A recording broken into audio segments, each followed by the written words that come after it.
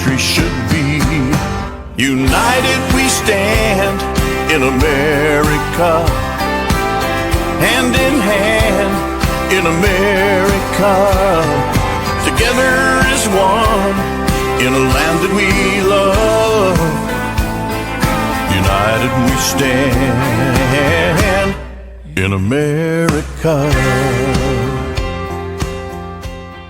Good morning, everyone out there. Welcome to Changing Times. It is Wednesday, November the 20th. I think we're about a week away from Thanksgiving. Exactly. Yeah. So a week from today, I'll be making my turkey. I love turkey, mashed potatoes and gravy, green bean casserole, all that stuff. I slow roast it in the oven overnight. That's why I say I start on Wednesday. A person diabetic like me still eats pie and things like that. So, no, it's great. So I'm Lynn Morris, and you are? Dr. Mary Byrne. I tell you what, and you're a great co-host. And we have behind the screens, you all can't see this person, but he's Dennis, and he is the man who makes this show go. So he's our producer. And I want to brag about Acts Ministry because he just waved at you, so I saw him wave.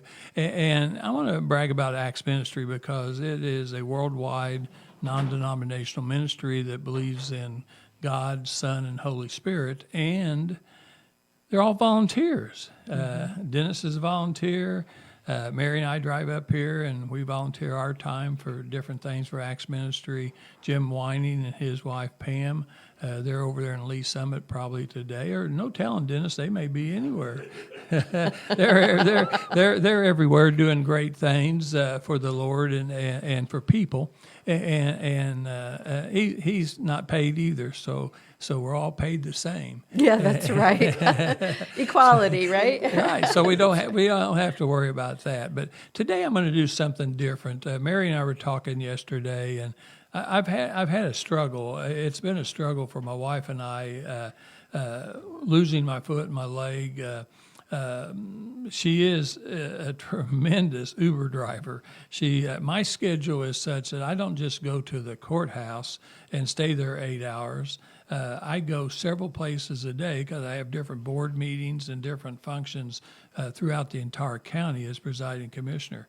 And so she has to come back and forth several times a day, and she's hurt her back probably 3 or 4 times. So she was suffering from back trouble last week, and it's just a sad thing for me sitting in the car after I've been helped to get into the car, and then I hear her moan and groan while she's trying to get the wheelchair in and out of the car.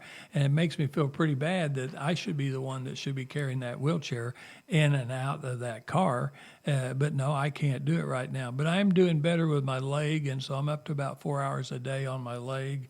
And I've been practicing steps, Mary. Because, I'm waiting for the day when I see you walk in. Well, it'll be in December. Okay. I think it's going to be in December. I'm hoping to drive by December or sometime in December. We won't say what day. It's just going to be in December. We'll be driving. I'll be driving by myself again. That way I don't have to be dependent on somebody else's schedule. Because she's got a very busy schedule herself, and so this is going to be a blessing, but we're going to make it through that. But we had talked about doing something a little different today. We have a lot of great difference makers that we always have on our show for 4.5 years now. We've had difference makers. Everybody's a difference Amazing maker. people we get to meet. Oh man, I tell you what, that's why when you're watching our show, you're going to meet all kinds of different people, and hopefully, whatever state you live in, it doesn't really matter. You can do the great things that these people are doing. We've got some great guests lined up for December and on this next year. I'm excited about 2025 for lots of reasons, and we'll get into those at some point, sometime. But today I wanted to do something a little different. I realized that when I started this show 4.5 years ago, I had a different co-host, Don Blackard, and Don was a great young lady, just had a birthday last week, and very smart, very creative, and finally learned, was educated to do her job that she wanted to do. And a veteran. That was a big part of her. She's a veteran. Yeah, I want to brag about that real quick because we had a really great dedication the other day at the Springfield Veterans Cemetery at Lake Springfield. I'm on that board, And I was watching that dedication. It was interesting. We got a monument that's over 100 years old. It was dedicated to us. It was given to us from another part of Springfield that was starting to have some damage done to it, and that's unfortunate. So we took it, and it was about World War I, and we had, I think it was 39 Springfieldians in that World War I. They're all named on this big monument. It was really kind of cool. But Don Blackard, after 9/11, the day after 9/11, she was in college, and she joined the National Guard. And just a few months after she joined the National Guard, who had never been called up to active duty. This was the Engineers Division in Springfield. They got called up to active duty. So she spent a couple of years in Iraq, and then came home, finished up the rest of her service and things like that. But anyway, so she works in a hospital now and does fancy X-rays. So I don't even know the names of these big, long terminology names for the X-rays she does on the heart, but she does that. But anyway, so she and I have talked over time about who she is and who I am. It doesn't really matter who I am today. So we're going to figure out who you are, Dr. Mary Byrne. So, you and I have known each other a long time. Well, yeah, when you were at the state capitals, Yeah. when we met, you were doing a radio show with Representative Jeff Messenger. Yeah, that's right. And you graciously invited me to come and explain what was going on in Missouri education while you had that show, and then you moved over to here. Right. Yeah. Right. And that was a really good move. I mean, I enjoyed that talk show because we had people calling in. That's the thing I would love to have here. And I've told Jim Whining this. Someday we're going to have enough donors that we can actually get a phone system and we can pay for the cause, because I would love to understand what people are thinking all over this country and around the world. It would be great. We always average between 6 and 10 calls a week. That's pretty good for a 1-hour talk show. Yeah, I think, though, I appreciate the freedom we have here to discuss the topics that we think our listeners need to hear about. And I felt it was more filtered in the commercial radio industry. So... Well, it was true. That's probably true. And then, of course, for us, for Jeff and I, we bought our own hour. So you pay for your own time, and you pay for whatever they say you're going to pay. And then when we got new owners, then it just kind of seemed like they put more ads in my own talk show. So I had my sponsors, and so I had to take care of my sponsors and promote them. And then I had other ads. Pretty soon we didn't have very much time for talk. Yes. And so I decided to come over here and do this show. And maybe not be quite so political, but sometimes you have to be political. Well, I think our discussion over the last year is how government is one of the institutions God gave us in the book of Exodus. It was the Hebrew Republic. And there's actually a design for how to go about governance. But let's just say that there have been influences to silence the Christian voice in government. And Christians began to believe it, that they didn't have a role. And I think that is what God is doing and moving right now and saying, look how bad it gets when you sit this out. It's not that separation of church and state was never meant to silence the church. It was meant to silence the government's interference in the church.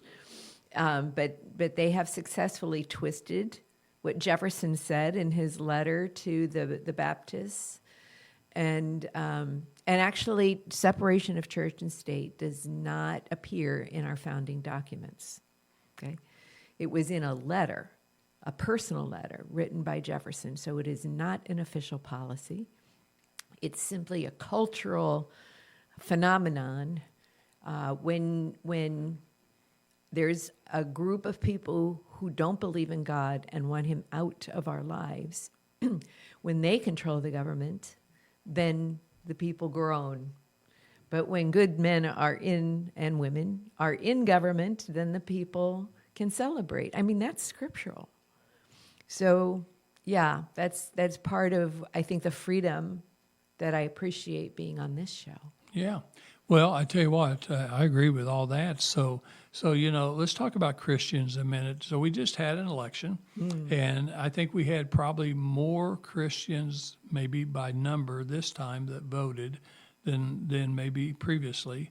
But we still have a lot of Christians. They say they're Christians, and there's all different degrees of Christian being in Christian. name only? Yeah, I mean, there's all kind, and we can't question any of those No. people. It's not for me to judge. Only God knows the heart. Yeah, so I don't judge anybody. But I just wonder. I'm proud of one thing. I'm proud of the different ministers I know. The church I go to, several ministers. They could be smaller churches, like it out in the country in Christian County, way out there in the country. They have maybe 100, 150 people that come to church, maybe only 30 or 40 or 50, different sized churches. But those ministers were preaching about voting the Bible, paying attention to what right. God says and believes in and what we should believe in. And so they were actually trying to educate. I don't want to say persuade, because there at any church, at any gathering, you've got people believe one thing or the other, and it's okay. But I was proud that they took the time and they stood out, because some ministers don't do that at all. They don't take any risk whatsoever. They don't want to run off any of their church members. They don't want to take a stand. It's the role of the shepherd to feed their flock. And they need to feed the flock information from the scripture that instructs them about God's vision for his people. And if they just let any opinion overrule what God is saying in his scripture, they're not doing their job. Because that's not feeding the flock. And that's what Jesus said. Man doesn't live on bread alone, but on every word that comes from God. And so feeding your flock is feeding your flock the word. And that word should permeate every aspect of your lives. You cannot silo your life if you're committed to God. And that was the whole point. I've studied the pamphlets that were originally the sermons of the pastors from New England during the period of the American Revolution and prior to that, because it was actually the pastors describing to people the message of liberty that was in the Bible, saying, but we don't have that. And the reason we don't have that is because we have a ruler that wants to be God. And so there were always limitations put on the amount of civil unrest, like in the Boston Tea Party. They overthrew the product, but didn't destroy anything on the ship. Right. And so the whole point was to overthrow the tyranny, but you don't create damage to the private owners of that boat, which is very different from the violence we're seeing now, for example, in Ferguson. Right.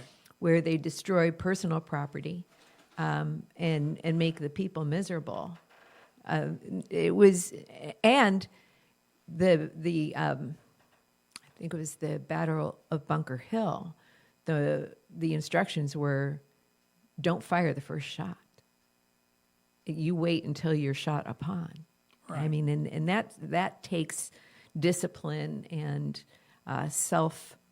self-regulation that is not part of the violence and rioting you see now from leftists who want to create chaos and anxiety and get people to submit by giving up. That was not the point back then. So these pastors were saying,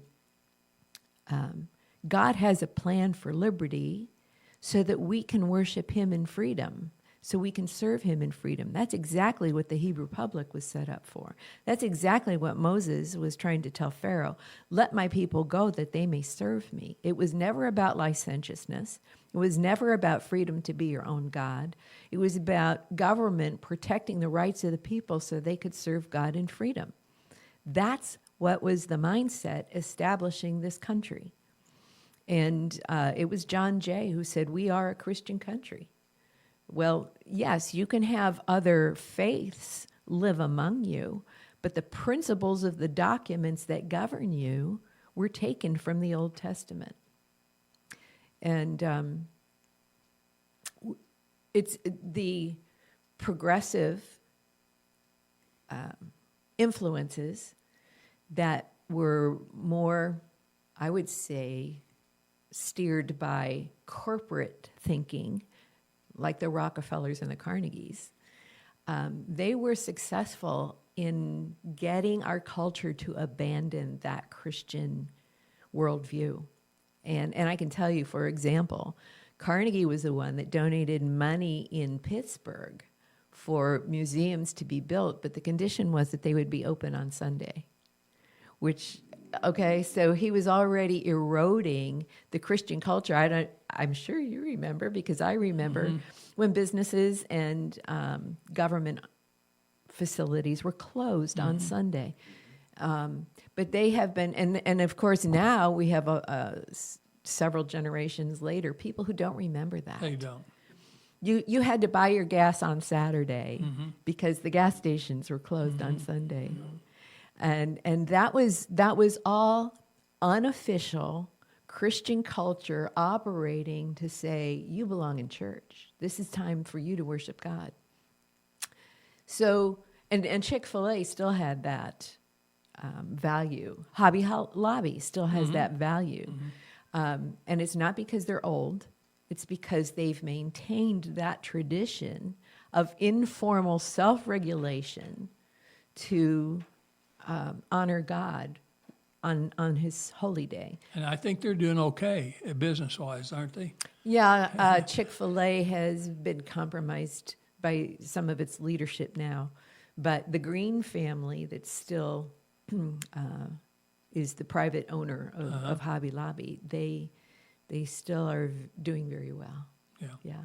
Well, I mean, so, hey, let's go back to kind of let people know. Obviously, you're very educated. I listen to you, and I always learn something. So tell the audience about your educational background. How did you get started? Where you to get to where you are today, and what you're doing today? Let's kind of go backwards and kind of talk about what you studied in school, what you did for a while, different things like that, and then what you're doing today. Yeah, the essential people in my life who taught me to value education were my parents, who were parented by people who never finished their elementary level education. Okay, so it was World War I, between World War I and World War II. My grandparents were living in a coal mining area of Pennsylvania. And in particular, my mother's father was 9 years old when he had to leave school, elementary education, to become a breaker boy in the coal mines because his father had been crushed in the mines by a beam that failed. His body was pulled out from the mine and left on the front porch. They lived in company housing. That's how I see all of this social welfare is modeled after company housing, where the company takes care of every aspect of your life, but what it actually means is company control over every aspect in your life. If my grandfather did not leave school to do that job for the company, they would have been thrown out of company housing. You had to have somebody in the company to stay in that house. So he did that. And then he became a fireman. That was his, he became involved in politics, but not as an elected official, just basically as an influencer. He was an entrepreneur and owned a restaurant, but my mother advocated to get a college education. Her older brother said, "You don't need that, you're just a woman." That did not set well with my mother. No. And my grandfather, bless his heart, said, "Yes, if that's what you want, I'll pay for that." So my mom was a home economics teacher, and that's where I got this. I think it's not just a cultural influence in my house growing up, but I believe God gave me, through her, the gifts that I have as a teacher. And my father, his father left elementary school because his father died. That was one of the things they had in common, was they had both lost, my grandparents had both lost their parents at an early age. So my father's father became the maintenance man of the properties his mother owned.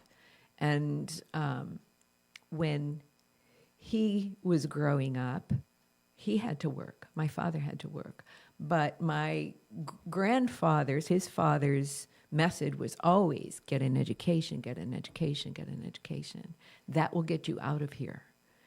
They were in basically, it was the Polish ghetto in Wilkes-Barre, Pennsylvania. And it's not that they were not, it's not that they were ignorant people. They were very smart, but they didn't have the diploma. Right. So that was a big deal for my dad to get the education. And together, they married, raised a family of 6 kids, and that was always the messaging. There was never any message any of the 6 of us received that it was okay not to get an education. Right. We would be going to college. That's what was coming on. My dad was the human resource developer of manuals for professional education in his company. Wow. So in a way, he was a teacher too. And I would say, in fact, it was my conversations with my father, his respect for my mind, where he treated me as a real conversationalist, not as a child who wouldn't understand. But he knew all along he was trying to give me the business management skills he had. And I coupled that with my mother's teaching skills. But I will tell you, probably one of the factors that also played into that family influence was the fact there was no U.S. Department of Education while I was coming up through school. I had an excellent public school education that was based on classical curriculum. And it wasn't until the U.S. Department of Education came into being in 1980 that things really went south for public education. The civil rights aspects of ensuring that everyone had an opportunity for public education could have been done without the Department of Ed. It could have been done through a Department of Justice. Okay, but that wasn't the real, I would say, primary goal of the U.S. Department of Ed. The primary goal was the nationalization of education. And the reason I know that is because I studied the platform Nelson Rockefeller had written for him under the direction of people at the Rockefeller Brothers Foundation.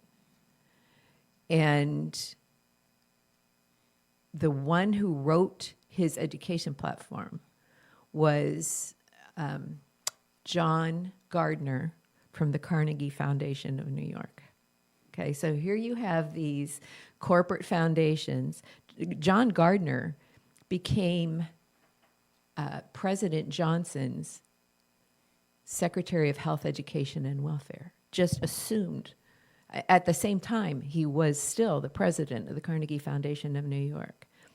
The problem we have here is that there was a very aggressive campaign by the conservatives in the Republican Party, led by Barry Goldwater, to prevent Nelson Rockefeller from being successfully nominated as the Republican candidate for president. Goldwater was successful, but what happened then was the Rockefellers, Goldwater beat Nelson Rockefeller as the candidate, but then Johnson beat Goldwater. So Nelson Rockefeller, not to be stopped, just maneuvered around Goldwater by making or lobbying for John Gardner to be the guy who wrote his platform, which wanted nationalization of education. He worked around Barry Goldwater and got Johnson to make John Gardner his Secretary of Health, Education, and Welfare. So you see, it's not about party. It's about having the position and influence at a level of government, regardless if it's Democrat or Republican, to get this globalist agenda in place. It was the Rockefellers that bought the land in Manhattan and donated it to the city of New York to donate to the UN, where the UN now sits, because the Rockefellers wanted to make Manhattan the world capital. And with all of that money, they were positioned to get all of this done. So my point is, the education system we have now was envisioned by the Rockefellers back in 1964 is when that platform was written. Hey, Mary, let me ask you a question. So if you had a crystal ball, Yeah. and what do you think over the next 4 years with President Trump and his administration with the national education system that we have? And I agree with everything that you're saying. So do you think that we have an opportunity, because I'm thinking about the state of Missouri. When I was a state rep, the first 4 years between 12 and 16, I served on the, I don't know if you knew this or not, but I served on the elementary and secondary education budget board. So 2 committees. I probably waved at you. Yeah, and so for 4 years, I kept watching these Department of Education DESE people coming down, and they all wore black suits and black ties, white shirts. They were probably attorneys. They all dressed the same, Mm-hmm. and so like in a committee meeting, it might take like 8 or 9 of them to sit on that front row. Mm-hmm. And only 1 or 2 would actually present something. Mm-hmm. But I thought, what's everybody else doing here? I mean, don't you have anything else better to do? But they always controlled everything. And I'm going way back when I was on the school board at Ozark for 2 terms, I'd already made me a list of things that I wanted to change Sure. in public education.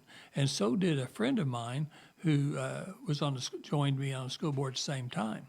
So the 2 of us, both business people, had decided, we had our kids in school, we decided, well, I think there's better ways to do education for our kids. Yes. Well, every time we said something the first few months, the superintendent would say, no, that's a good idea. That sounds like a good thing, but we can't do that. Patting you on the head. Because we can't do Yes. that Thank you because very we much. will lose our federal money. Yes, exactly. So we can't make our school system better in our own little towns that we know the best.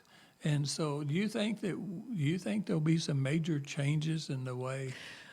Let me tell you one thing the board could have done, and that is fired the superintendent. Okay? Because what the superintendent is doing is telling you there are a financial resource from the federal government, which is not more than 10% of the state's education budget, is the tail wagging the dog. And because we don't want to jeopardize less than 10% of our budget, we're going to flip our entire education system to align with and this is why I was telling you the story about the Rockefellers, what the educrats in Washington, D.C. want. Because the Rockefellers didn't stop with just setting up the UN and with getting someone like John Gardner into an administration. It wasn't just Johnson. The Bushes both had that influence of, as a matter of fact, it was David Rockefeller that set up the Trilateral Commission, and in his initial invitation list of members he wanted in there, 3 in particular were Jimmy Carter, George H.W. Bush, and Bill Clinton, okay? So when you look at the education policy that Rockefeller wanted to nationalize education and transform it into workforce development, they've been very successful because regardless of party, they had a president whose education agenda was aligned to the Rockefeller agenda for this workforce development at a global level that would diminish American identity and sovereignty and prepare students not for self-governance, which is the original intent. And I know that because I have read Thomas Jefferson's bills for legislation on what was the intention of education. And Democrats would be surprised to know how very Republican he sounded. Yeah. The point is that they didn't stop infiltrating the federal government when they got the UN in place to influence our policies. See, as long as we are members of UNESCO, the U.S. has agreed to implement UNESCO policies. And that's where you get this, do you remember singing American-themed songs when you were in elementary school? They're not singing them anymore, right? Because now we're cultivating global citizens. And that was very subtly maneuvered. This curriculum change was very subtly maneuvered by, actually it was in the Bush administration, saying that we needed to get on board. Reagan took us out of UNESCO, and it was the second George Bush that it was the second George Bush that put us back in. It wasn't And maybe his we'll father. get back out again sometime. Listen, the whole UN and UNESCO have to go. Yeah. And my understanding is, because I've watched the Veritas videos, and you know how they are very clandestine in getting video recordings of officials. There's one video they have interviewing a UN official saying, yeah, we're scared if Trump gets elected because a substantial amount of our budget, like 30%, comes from the U.S. Well, And then the problem is a larger percentage comes from China. Yeah. So that's who's driving the UN, and that's whose policies we're getting. Right. Okay. Hey, so we got to spend time, just a little bit of time for our sponsors, and then we'll get back and kind of finalize who you really are. So I tell you what, we got 2 great sponsors. Brad Pistow is a certified fiduciary financial planner located in Ozark, Missouri, and I use him for all my retirement planning. So does several of my family members, several of my business friends, different people that I know. He is one of the best in the United States, not just in Missouri or Ozark, Missouri. And if you want to know more about Brad Pistow and you're thinking about retiring and it's never too early to think about it, please call 417-581-9222, 417-581-9222. You'll get a free book called Safe Money Matters, or you'll get a book called Bulletproof. He doesn't charge to talk to you, and he is licensed, I think, in 12 different states, but he has associates in all 50 states, and so he definitely can help you. He's a contributor to many different things like Wall Street, USA Today, different types of publications. He's just an expert on retirement planning. And so I would highly recommend him. Let him know that Changing Times recommends him, and you won't be disappointed. He will help you save money and make money, and you'll never run out of money before you run out of your life. That's what he always says, and I do actually really believe that. The other sponsor we have is Springfield Nissan, Springfield Kia. That's John Whittaker. Also, Aaron Swanson. Aaron Swanson came in. He is the acting manager for the car dealer, and talked to Mary and I. We had a great interview with him, and we like to get our sponsors to come in. Hopefully, maybe one more time this year we get them in there because they're the experts in their own industry. And so Springfield Nissan Kia. Nissan and Kia are located on South Campbell in Springfield, Missouri. New cars on one side of South Campbell, used cars on the other. They specialize in cars that are certified cars, that are cars that have gone through more inspections, that cost a little bit more, but a lot of peace of mind about buying a kind of car like that. We know cars are a major investment for people. Next to your house. Oh, yeah. Second major investment. Oh, yeah, and I tell you what, I've bought my last two cars from these guys, John Whittaker and John Youngblood, the original owner. Bought cars from them. I'll continue to buy cars from them. I highly recommend them. Be sure and let them know that Changing Time recommends them. Their phone number is 417-882-3838. 882-3838.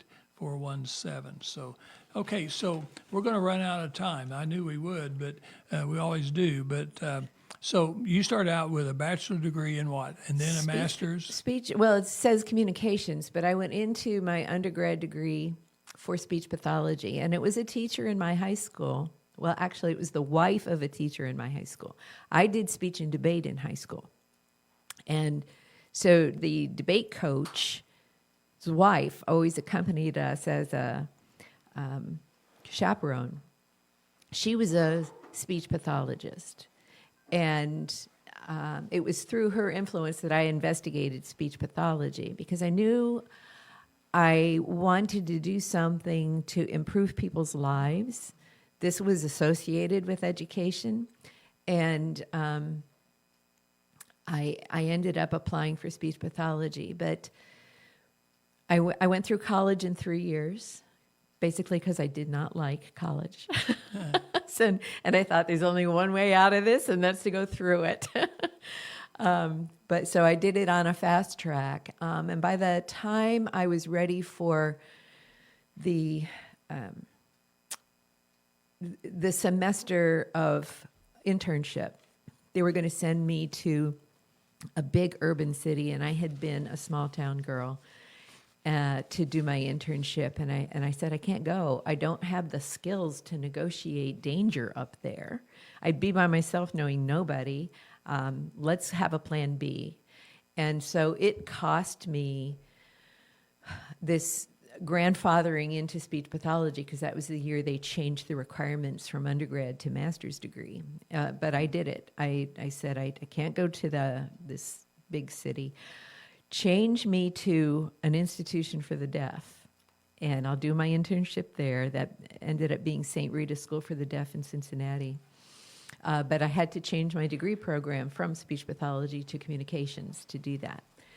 While I was working all of that out, a speaker came to one of my courses from The Ohio State University. She was on faculty there for the program for teaching students who were deaf and hard of hearing.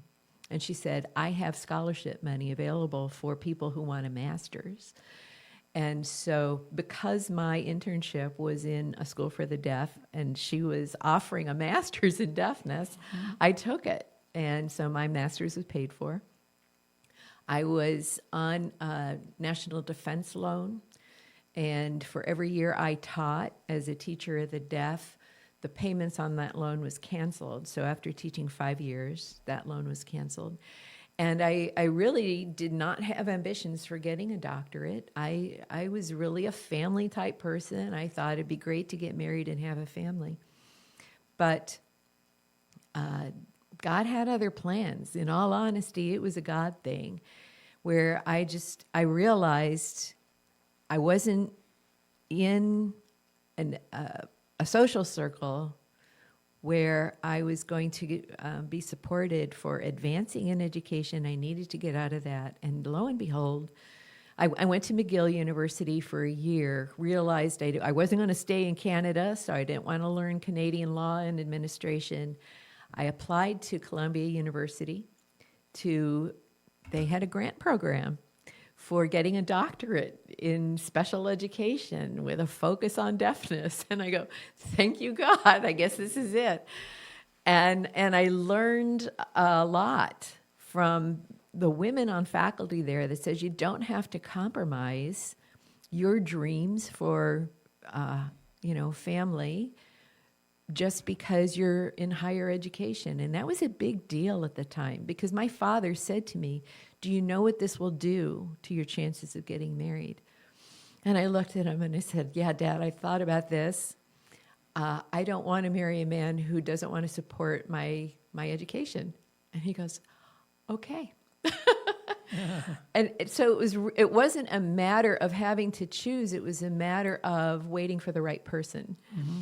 And I bless God because I did meet my husband, who was the right person, in the airport in Denver while I was interviewing for a job I never applied for, right? They flew me out to Denver for this interview, and I met him because Texaco was having their annual meeting in Denver, and we were on the same flight home.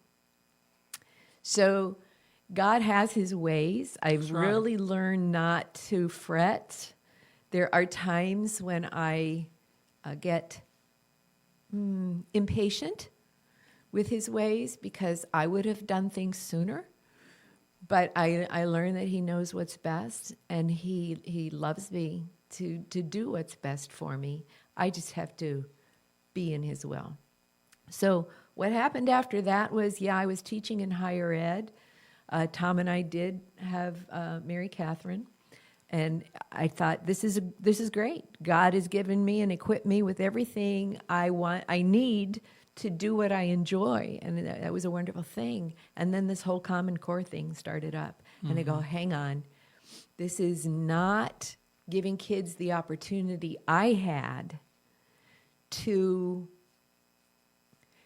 What Jefferson intended was for everybody to get classical education because that was the education of the elite in Europe. And if we were going to be equal to any elite, we needed to have exposure to the same curriculum they had. It couldn't be classical education versus manual education, which is what they had in Europe for feudalism, which is what we have now. Because now, our K-12 education is more for workforce development than it is for saving the republic through education of citizens who know how to govern themselves and engage in government. Do you see what's going on here? Right. Okay? Right. So that's why I go back to Jefferson. I know his vision, and it was compromised by the Rockefellers and Carnegies who wanted handication instead of headication. And that's a direct quote from Carnegie. There's handication, manual labor, versus headication. What Jefferson had intended was that regardless of the social economic level of children coming up through school, public school would be paid for so that everyone had that same classical education. They could learn to govern themselves. They would know the great ideas of history and governance to judge whether a candidate for election was worthy of being elected. That was the point. And you can't do that if all you're reading is technical manuals on how a refrigerator works. And that's what they intended with Common Core. Technical education, not classical education. And Mary, we've still got Common Core going on, You right? do, regardless of what the department tells you. It's changed the name. I know That's you correct. did such a great job up in Missouri at the State House when I was serving. And we slowed it down, and they kind of stopped, and then they Slow-walked it, and then they kind of changed its name and stuff like that. We have some schools in Missouri that do probably more Common Core than others. Here's the deal. If you open that laptop and your kids are learning from software, check the manufacturing website, the website of the manufacturers of that software, because everyone I've looked at says Common Core aligned. That's what matters. Yeah. It doesn't matter And what so- they're telling you at the State Department. What matters is what's put in front of your child in the classroom, and it's software aligned to Common Core. Well, we hope, Mary, that we have 4 years, starting in January, that we hope that our president and Congress will all work together, and that we will make some major changes to Well, they change just the direction. So we'll Trump see. just announced his nominee or a potential candidate for education, and it's not an educator. It's a woman who was on a state board of ed in Connecticut. Her name is Linda McMahon, and she's committed to charter schools and school choice. And I get that, but I think there's going to be a major stumbling block in not having a person who is deeply steeped in education and knows the issues. So we'll see how that all pans Yeah, out. we'll see. I mean, yeah, we'll just have to wait and see. But I really think this is, I hope we don't blow it. Hope we don't blow it. It's This kinda is a like- window of opportunity that it- God has blessed us with. Oh, yeah, it's kind of Yes. like up in Jersey City. We had the Republican governor, we had the House and the Senate supermajority, and we still couldn't do all the right things. That's right. And so shame on us. Now we'll see what happens with the federal government. It's going to be, and here's the deal. As long as Christians sit out the election process, that's what you're going to get. Yeah. Well, you know what, Mary? We have run out of time, but I'm going to ask you another very important question. Okay. What's your favorite food? What do you like to eat the most?